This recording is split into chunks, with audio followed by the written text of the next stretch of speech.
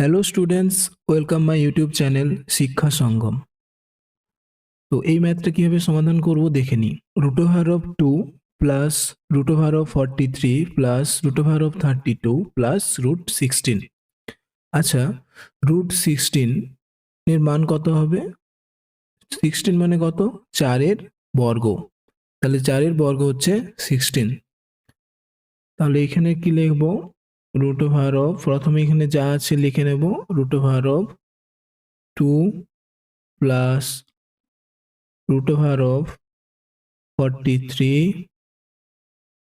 plus root over of 32 plus এবার হচ্ছে root 16 যার মান হচ্ছে 4,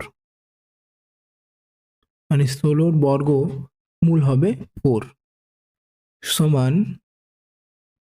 root over of যা আছে লিখে নেব 2 প্লাস আমার শুধু এই যে লাস্টের এই রুটটার কাজ চলবে।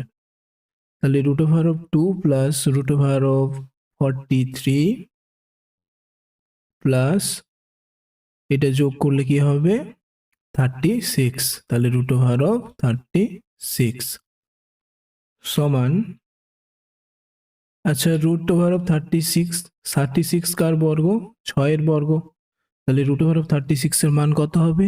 6 সমান রুট ওভার অফ 2, এদিকে যা আছে লিখে নেব, plus root over of 43 plus 36 মানে হচ্ছে রুট ওভার অফ 36 এর ভ্যালু হচ্ছে 6 সমান রুট ওভার অফ 2 প্লাস এটা যোগ করলে কত হবে 49 সমান রুট ওভার অফ 2, এবার হচ্ছে 49 এর কার বর্গ? 49 হচ্ছে 7 এর বর্গ।